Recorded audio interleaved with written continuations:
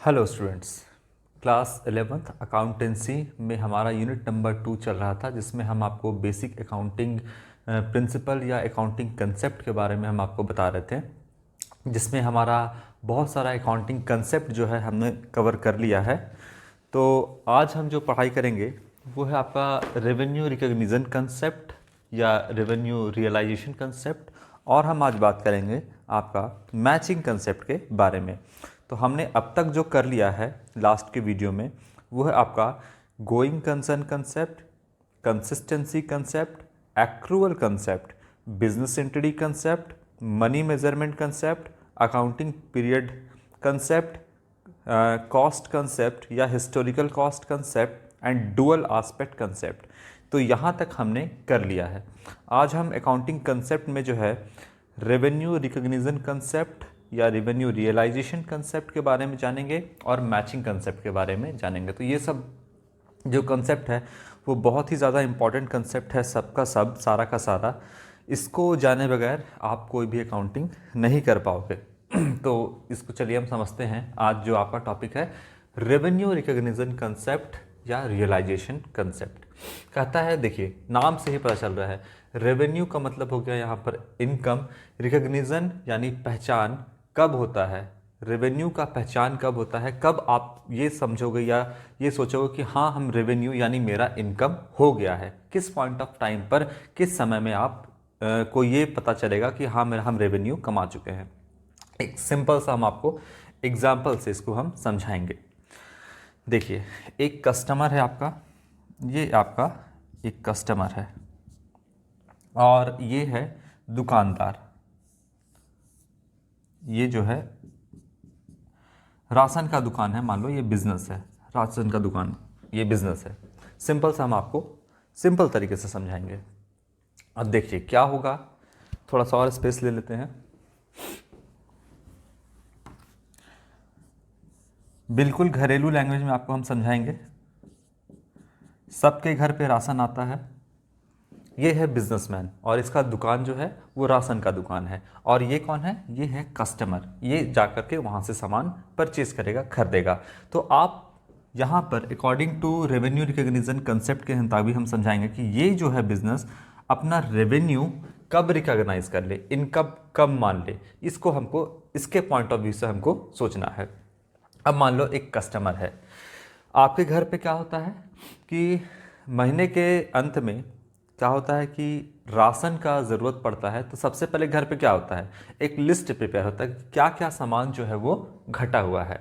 तो लिस्ट मान लो इस कस्टमर ने प्रिपेयर किया 1 जनवरी को, 1 जनवरी को जो है लिस्ट प्रिपेयर किया इसने क्या किया, एक लिस्ट प्रिपेयर किया क्या क्या सामान चाहिए 1 जनवरी को। तो क्या जब ये लिस्ट प्रिपेयर कर रहा है उस टाइम पर ये बिजनेसमैन ये मान ले कि मेरा रेवेन्यू अर्न हो गया है, मतलब मेरा इनकम हो गया है, अभी जा कर के ये सामान लिस्ट जो है दुकानदार को देगा, तब वो सामान पैक करके इसको देगा। तो क्या जब ये लिस्ट प्रिपेयर कर रहा है उसी टाइम पर ये बिजनेसमैन राशन दुकान वाला अपना इनकम मान ले कि अरे भाई लिस्ट तो प्रिपेयर हो ही गया है, सामान तो मेरे पास से ले ही जाएगा, हमको रेवेन्यू जो है हम रिकॉग्नाइज यानी रेवेन्यू जो है हम अर्न कर ही लेंगे, मेरा इनकम हो ही जाएगा। क्या 1 जनवरी को ये मान ले, क्या 1 जनवरी को ये बिजनेसमैन राशन दुकान वाला मान ले कि मेरा इनकम हो गया है? अभी तो उसको पता भी नहीं है कि यहाँ पर लिस्ट प्रिपेयर हो रहा है, लेकिन ये पता है कि उसको कि रेगुलर हर बार मेरे यहाँ से राशन ये हर मंथ लेके जाता है। ठीक है, तो अभी फ़िलहाल उसको पता नहीं है। 1 तारीख को इस कस्टमर ने लिस्ट प्रिपेयर किया कि क्या क्या सामान घटा हुआ है। इसके बाद ये क्या किया कि 3 तारीख को पूरा लिस्ट प्रिपेयर हो गया। कितने का लिस्ट प्रिपेयर हुआ, तो तकरीबन सब दाम पता ही है इसको, 10,000 का लिस्ट प्रिपेयर हो गया। 3 तारीख को क्या किया कि ये गया और ये कस्टमर जा कर के 3 तारीख को दुकान में लिस्ट दे दिया। ठीक है, 3 तारीख को लिस्ट दे दिया इस दुकान के पास। 3 तारीख को क्या हुआ, ये लिस्ट पहुंच गया, इसने जा कर के दिया। तो क्या जब लिस्ट 3 तारीख को दिया तो इस दिन ये अपना ये 10,000 का जो गुड्स है यानी जो ये खरीदेगा सामान, क्या इसको अपना रेवेन्यू मान ले, 10,000 को अपना इनकम मान ले? क्या 3 तारीख को अपना इनकम मान ले ये बिजनेसमैन कि हाँ चलो लिस्ट प्रिपेयर करके हमको मिल ही गया है 10,000 का, अब जो है ये मेरा 10,000 रुपया मेरा इनकम हो गया, हम इसको कमा लिए, ये मेरा रेवेन्यू हो गया है। क्या 3 तारीख को रेवेन्यू रिकग्नाइज हो गया है? क्या 3 तारीख को रेवेन्यू का पहचान हो गया है इस बिजनेसमैन के लिए?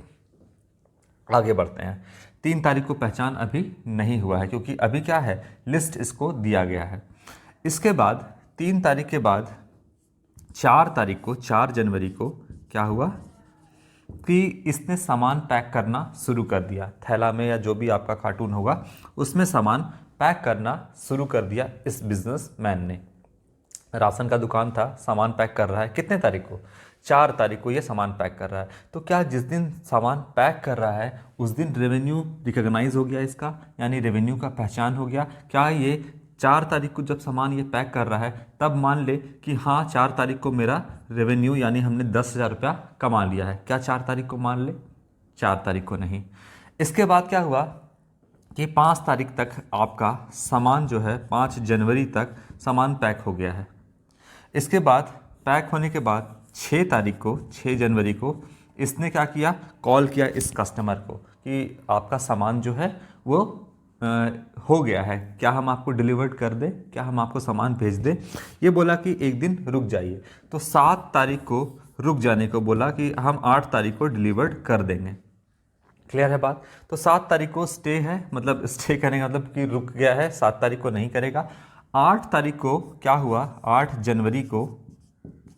जनवरी को ये जो बिजनेसमैन है ये 8 तारीख को क्या किया, ये गुड्स को डिलीवर्ड कर दिया कस्टमर को। क्लियर है बात? कितने तारीख को? 8 तारीख को। कितने का गुड्स है? 10,000 का गुड्स है। किसको डिलीवर्ड कर दिया? अपने कस्टमर को। अब ये कस्टमर को पैसा अब तो देना है, गुड्स तो डिलीवर्ड हो गया, तो क्या 8 तारीख को अपना इनकम मान ले, यानी ये बिजनेसमैन 8 तारीख को रेवेन्यू रिकॉग्नाइज कर ले कि हाँ 8 तारीख को मेरा इनकम हो गया है? 1 मिनट रुकेगा। और 9 जनवरी को क्या हुआ, 9 जनवरी को क्या हुआ कि ये कस्टमर दुकानदार के पास गया, दुकानदार के पास 9 जनवरी को गया और 10,000 रुपया दे दिया। कितने तारीख को? 9 तारीख को 10,000 रुपया दे दिया। तो बताइए कि ये बिजनेसमैन के लिए किस दिन, किस डेट को रेवेन्यू रिकॉग्नाइज हो गया है? क्या 1 तारीख को हो गया जब लिस्ट ये प्रिपेयर कर रहा था? क्या 3 तारीख को हो गया? 3 तारीख को क्या हुआ कि लिस्ट प्रिपेयर हो गया, जा रहा था डिलीवर करने? क्या 4 तारीख को? क्या 5 तारीख को? क्या 6 तारीख को? क्या 7 तारीख को? 8 तारीख को या 9 तारीख को? किस डेट को इस बिजनेसमैन के लिए रेवेन्यू रिकॉग्नाइज हो गया, यानी उस किस डेट को ये जो है बिजनेसमैन मान ले कि हाँ मेरा 10,000 रुपये का इनकम हो चुका है, हमने इनकम कमा लिया है? किस डेट को वो मानेगा? 1 को, 3 को, 4 को, 5 को, 6 को, 7 को, 8 को, 9 को, बहुत सारा मैंने डेट लिख दिया आपको बात समझाने के लिए। किस डेट को मान ले? यहाँ पर किस डेट को माना जाएगा रेवेन्यू? तो आपको लग रहा होगा कि 9 तारीख को पैसा दिया है तो 9 तारीख को रेवेन्यू रिकॉग्नाइज हुआ, ये बात है क्या? नहीं, 9 तारीख को रेवेन्यू रिकॉग्नाइज हुआ, सॉरी 9 तारीख को नहीं, 8 तारीख को जब ऑनरशिप गुड्स का ट्रांसफ़र किया है। किस डेट को ट्रांसफ़र किया है गुड्स का ऑनरशिप? 8 तारीख को इस बिजनेसमैन ने क्या किया है, गुड्स का ऑनरशिप ट्रांसफ़र कर दिया है इसको, कस्टमर को। अब जब गुड्स का ऑनरशिप यहाँ पर ट्रांसफ़र हो गया तब ये बंदा जो है, ये जो कस्टमर है, ये लाइबल हो गया, ये जो परचेज़र है या बायर बोल सकते हो, ये जो है क्या है, लाइबल हो गया है पेमेंट देने के लिए। किस डेट को? 8 तारीख को। अब ये कह सकता है कि भैया आप मेरा पेमेंट दीजिए। ये बिजनेसमैन कब कह सकता है कि मेरा पेमेंट दीजिए 10,000 का? ये 8 तारीख को जब goods ownership of the goods को डिलीवर्ड कर दिया इस कस्टमर को, बायर को या परचेज़र को, तब ये 8 तारीख को बोल सकता है कि हाँ मेरा रेवेन्यू रिकॉग्नाइज हो गया है, मेरा इनकम हो गया है 10,000 का। अब ये जो बंदा है ये 8 तारीख को लाइबल हो गया है कि हम इसको पेमेंट दें। भले ही इसने पेमेंट दिया 9 तारीख को, उससे कोई मतलब नहीं है। ऑनरशिप कब गुड्स का ट्रांसफर किया गया? 8 तारीख को गुड्स का ऑनरशिप कस्टमर को, बायर को या परचेजर को यहाँ पर ट्रांसफर किया गया। तो 8 तारीख को जो है ये बिजनेसमैन अपना रेवेन्यू को मान सकता है कि हाँ इस डेट को मेरा इनकम हो गया 10,000 रुपये का। कैश भले ही पेमेंट करे आपका 9 जनवरी को, 10 जनवरी को, 15 जनवरी को, उससे कोई मतलब नहीं है। जब गुड्स का ऑनरशिप जिस डेट को ट्रांसफर किया गया उस दिन ये अपना इनकम मानेगा। ना ही यहाँ पर 1 तारीख को वो अपना इनकम मानेगा, ना ही 3 तारीख को मानेगा, ना ही 4 तारीख को, नहीं 5 को, नहीं 6 को, नहीं 7 को, और ना ही 9 तारीख को। गुड्स भले ही इसको पेमेंट मिला 9 तारीख को, लेकिन उस दिन भी इसका रेवेन्यू रिकॉग्नाइज नहीं हुआ। रिकॉग्नाइज कब हुआ? रेवेन्यू का पहचान कब हुआ? इनकम का पहचान कब हुआ? जब गुड्स का ऑनरशिप डिलीवर्ड किया। तो इस डेट को कभी भी गुड्स का ऑनरशिप जो है आपका 7 तारीख तक डिलीवर्ड नहीं किया गया था, यानी कि ये पैसा जो है कस्टमर से, बायर से मांगने के लायबल नहीं था। ये नहीं मांग सकता था पैसा, क्योंकि गुड्स तो ट्रांसफर किया ही नहीं। तो पैसा किस बात के लिए मांगेगा? क्या सामान पैक करने का पैसा मांगेगा? क्या अपना दुकान को खुला रखने का पैसा मांगेगा? नहीं।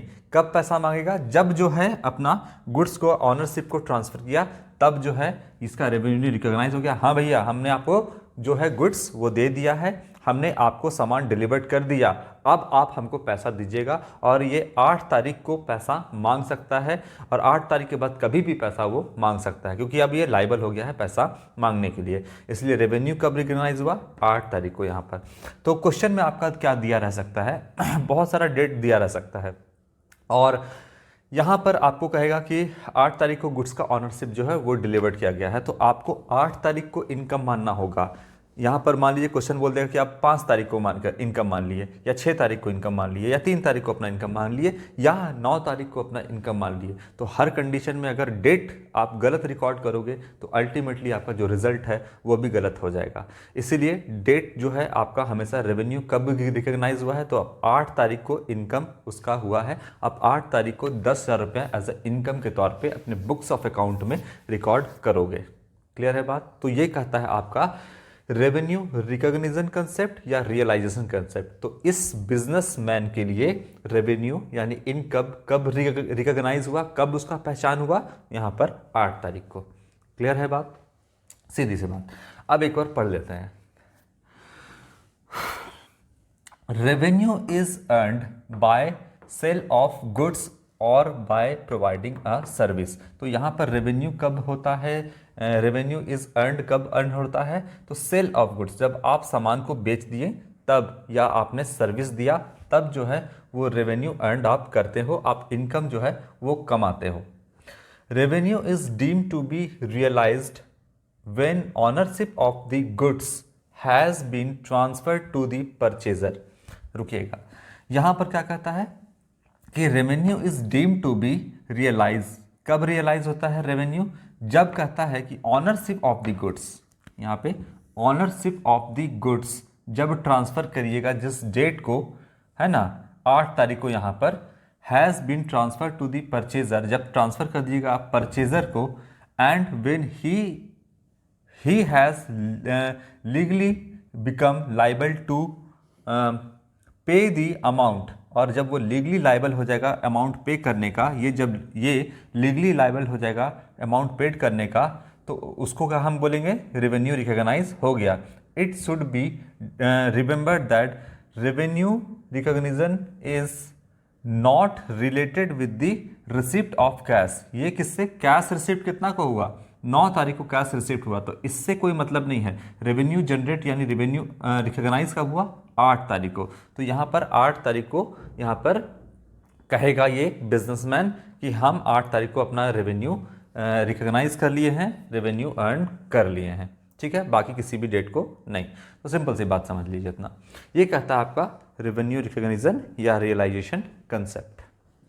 ठीक है, इसके बाद आपको हम बताएंगे मैचिंग कंसेप्ट। एक बात सिर्फ अभी याद रखोगे आप लोग कि जो एक्रूअल कंसेप्ट है वो बेस्ड होता है मैचिंग कंसेप्ट पे। इसको हम अच्छे से जब फाइनल अकाउंट आपको बनाएंगे, हम फाइनेंशियल स्टेटमेंट पढ़ाएंगे, तो उस समय इसको हम और अच्छे से क्लियर करेंगे। फिलहाल मैचिंग कंसेप्ट क्या है आपका? देखिए, मैचिंग कंसेप्ट नाम से ही पता चल रहा है मैच करना चाहिए, किसी दो चीज़ को मैच करना चाहिए। दो से ज़्यादा चीज़ों को भी मैच हो सकता है, लेकिन यहाँ पर बात कर रहा है कि मैचिंग कंसेप्ट में रेवेन्यू और एक्सपेंस दोनों को मैच करना चाहिए। जैसे आप अपने बिजनेस के प्रॉफिट एंड लॉस को कैलकुलेट करते हो या कैलकुलेट करना चाहता है हर बिजनेसमैन, तो कैसे वो ये करेगा, किस तरीके से वो प्रॉफिट को कैलकुलेट करेगा? तो देखिए यहाँ पर अगर हम बात करें कि एक बिजनेसमैन 2015 या 2014 में मान लो रेवेन्यू जो इसका हुआ, जो इनकम हुआ बिजनेस से, वो मान लो 1 लाख रुपए हुआ, और 2014 में ही जो एक्सपेंस हुआ इस रेवेन्यू को कमाने के लिए, जनरेट करने के लिए, वो एक्सपेंस मान लो 20,000 रुपये का एक्सपेंस हुआ। इनकम कितना हुआ आपका 1 लाख, और 2014 में ही एक्सपेंस कितना हो गया 20,000। तो आप बता सकते हो कि प्रॉफिट क्या है? तो आप बोलोगे कि रेवेन्यू आया 1 लाख, आपने एक्सपेंस किया 20,000, तो जो प्रॉफिट हुआ वो हुआ आपका 80,000 रुपीज़ का, 80,000 का प्रॉफिट हुआ, जो कि बिल्कुल सही है। लेकिन अगर हम कहते हैं कि 2014 का इनकम जो है वो कितना है 1, और 2014 का एक्सपेंस आपका है 20,000, एक्सपेंस 20,000 है। अब हम कहते हैं कि 2015 का भी इनकम 1 लाख है, और 2015 का जो एक्सपेंस है वो 30,000 है। ठीक है, तो बताइए कि इनकम जो है वो फिर से 1 लाख रुपया है, और एक्सपेंस जो है वो 30,000 है। अब हम पूछेंगे कि 2015 के लिए आप बताइएगा, 2015 के लिए कितना प्रॉफिट हुआ? आप बोलोगे सर प्रॉफिट हुआ 1 लाख का इनकम था, 30,000 का एक्सपेंस था, 70,000 रुपये का प्रॉफिट हुआ। ये 2015 का, और ये 2014 का प्रॉफिट कितना हुआ 80,000। इसके बाद 2015 के बाद अगर हम बात करें 2016 की, चलिए 2016 का इनकम जो है वो मान लीजिए कि आपका 1,50,000 का इनकम है, और 2016 का ही जो एक्सपेंस है वो मान लीजिए 50,000 रुपये का एक्सपेंस है।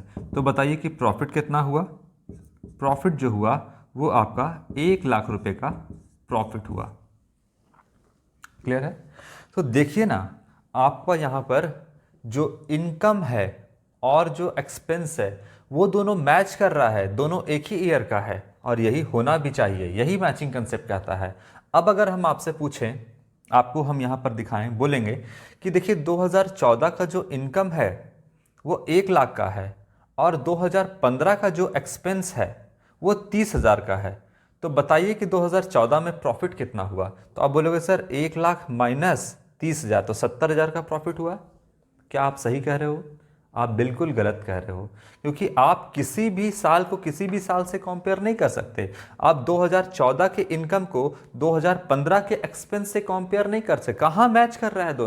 दोनों को मैच करना चाहिए। इनकम और एक्सपेंस को दोनों को मैच करना चाहिए। 2015 के इनकम को 2014 के इनकम को 2015 से कंपेयर नहीं कर सकते। फिर से हम आपसे सवाल पूछेंगे कि बताइए 2014 का इनकम जो है वो आपका 1 लाख है, और 2016 का जो एक्सपेंस है वो कितना है 50,000 रुपया है। तो बताइए 2014 का प्रॉफिट कितना होगा या इनकम आपका कितना होगा? तो आप ये बोलोगे कि 1 लाख माइनस 50,000 तो 50,000 प्रॉफिट हुआ। क्या मैच कर रहा है? क्या आप सही कह रहे हो? बिल्कुल गलत कह रहे हो आप। यहाँ पर जो आपका रेवेन्यू है और जो एक्सपेंस है वो दोनों मैच करना चाहिए। Matching, according to matching concept क्या कहता है कि रेवेन्यू और जो एक्सपेंस है उन दोनों को मैच करना चाहिए, दोनों सेम अकाउंटिंग पीरियड का होना चाहिए। आप किसी भी डेट को किसी भी डेट से या किसी भी ईयर को किसी भी ईयर से कंपेयर नहीं कर सकते। इससे आपका बिजनेस का ट्रू प्रॉफिट एंड लॉस नहीं निकलेगा। अगर आप 2014 को 2015 से कंपेयर करते हो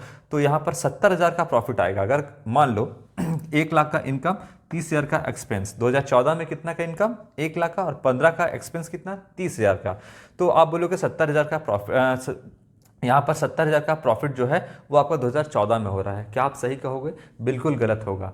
तो इस तरीके से आप कभी कंपेयर नहीं कर पाओगे कि या बिजनेस का ट्रू प्रॉफिट एंड लॉस नहीं निकाल पाओगे, ट्रू फाइनेंशियल पोजीशन नहीं निकाल पाओगे। इसलिए मैचिंग कंसेप्ट क्या कहता है आपका कि जो इनकम है, जो रेवेन्यू है, वो आपका मैच करना चाहिए किससे? तो आपके एक्सपेंस से। दोनों सेम पीरियड का होना चाहिए। किसी भी ईयर को आप किसी भी ईयर से कंपेयर नहीं कर सकते। दोनों को, आपका इनकम को और एक्सपेंस को, दोनों को क्या करना चाहिए? मैच करना चाहिए। यानी दोनों सेम पीरियड के होने चाहिए, दोनों सेम ईयर के होने चाहिए। ठीक है। आप अगर यहाँ पे ईयर से हम कंपेयर कर रहे हैं, अगर आप मंथ से कंपेयर करते तो आप किसी भी मंथ को किसी भी मंथ से कंपेयर नहीं कर सकते थे। आप किसी भी डेट को किसी भी डेट के से कंपेयर नहीं कर सकते हैं। आप ये नहीं कर सकते हैं कि जनवरी मंथ में मेरा 1 लाख का या 50,000 का इनकम है और फरवरी में मेरा एक्सपेंस जो है वो 20,000 का है। तो आपका जनवरी में कितना इनकम है और जनवरी में कितना एक्सपेंस हुआ, तब जाकर के आप जनवरी मंथ के प्रॉफिट को या इनकम को जान पाओगे। तो यही आपका मैचिंग कंसेप्ट कहता है। अगर आप बात कर रहे हो कि आज के दिन में, अगर आज 20 तारीख है मान लो, तो 20 तारीख में हमने कितना कमाया और 20 तारीख में हमने कितना खर्च किया, तो पता चलेगा कि आज के डेट में हमने कितना रेवेन्यू जनरेट किया, एक दिन में हमने कितना इनकम कमाया, ये बोल सकते हो। लेकिन आज 20 तारीख और हम कंपेयर कर रहे हैं एक्सपेंस 22 तारीख को, तो दोनों मैच नहीं कर रहा है। तो आप इससे अपने बिजनेस के इनकम को नहीं जान पाओगे। तो अगर डेट से कंपेयर कर रहे हो तो दोनों इनकम और एक्सपेंस सेम डेट का होना चाहिए। मंथ से कंपेयर कर रहे हो तो इनकम और एक्सपेंस दोनों सेम मंथ का होना चाहिए। अगर आप ईयर से कंपेयर कर रहे हो तो इनकम और एक्सपेंस दोनों सेम ईयर का होना चाहिए। यही आपका मैचिंग कंसेप्ट कहता है कि दोनों को मैच करना चाहिए। तो कहता है matching concept is the accounting concept that requires that the expense incurred during a period be recorded in the same period in which the related revenues are earned। तो जो related revenue earn किए हैं, expense भी आपका same year का या period का होना चाहिए, ये मैचिंग कंसेप्ट कहता है। तो दो कंसेप्ट अब हम लोगों ने पूरा कर लिया है। एक रेवेन्यू रिकॉग्निशन कंसेप्ट या रियलाइजेशन कंसेप्ट, जिसमें कहता है कि जब गुड्स के ऑनरशिप को ट्रांसफ़र किया जाता है तो उस डेट को आपका जो है रेवेन्यू रिकॉग्नाइज होता है और उस डेट को आप जो है अपना इनकम मानोगे, अपने बिजनेस का इनकम मानोगे कि हाँ इस डेट को हमारे बिजनेस को इनकम हुआ। कब? जब आप ऑनरशिप ट्रांसफ़र करोगे तब, बाकी किसी भी डेट को नहीं। भले ही आपको कैश कभी भी मिला हो, उस डेट को आपको रेवेन्यू रिकॉग्नाइज नहीं हुआ है। जिस डेट को आप ऑनरशिप ट्रांसफ़र किए हैं उस डेट को रेवेन्यू रिकॉग्नाइज होता है। तो क्वेश्चन में ये सारा बात रहेगा आपका कि इस डेट को ये हुआ, उस डेट को ये हुआ और ऑनरशिप ट्रांसफ़र किया गया इस डेट को, तो आप उस डेट को अपना इनकम मानोगे और उस डेट पर इनकम मानते हुए आप रिकॉर्ड करोगे। ठीक है। और मैचिंग कंसेप्ट, तो रेवेन्यू और एक्सपेंस को मैच करना चाहिए, वो दोनों सेम पीरियड का होना चाहिए। तो यहाँ पर अकाउंटिंग कंसेप्ट मैंने ख़त्म किया है। अकाउंटिंग कन्वेंशन जो है हम आपके नेक्स्ट वीडियो से स्टार्ट करेंगे। अकाउंटिंग कन्वेंशन जो है आपका फुल डिस्क्लोज़र कंसेप्ट है, आपका कन्वेंशन ऑफ फुल डिस्क्लोज़र, इसके बाद कन्वेंशन ऑफ मैटरनिटी और कन्वेंशन ऑफ कंजर्वेटिज्म या प्रूडेंस जो है आपका कंसेप्ट, उसको हम नेक्स्ट वीडियो से करेंगे। तो 3 आपका और रह गया इसमें 3 इसमें रह गया है आपका convention of full disclosure, convention of maternity और कन्वेंशन ऑफ कंजर्वेटिज्म। इसको हम लोग तीनों नेक्स्ट वीडियो में स्टार्ट करेंगे। चलिए, तो आज के लिए इतना ही। इन सारे कंसेप्ट को जितना मैंने आपको अभी तक बता दिया है उन सब को अच्छे से याद रखोगे, तभी जाकर के आप अकाउंटिंग कर पाओगे। क्योंकि जब हम अकाउंटिंग स्टार्ट करेंगे, प्रोसेस को प्रैक्टिकल क्वेश्चन बताना शुरू करेंगे, तो हम बहुत सारे अकाउंटिंग कंसेप्ट को फॉलो करते हुए बनाएंगे। और उस समय अगर आपको कंसेप्ट नहीं पता होगा तो फिर हम आपको कंसेप्ट समझाने बैठेंगे तो प्रैक्टिकल क्वेश्चन कैसे बनाएंगे।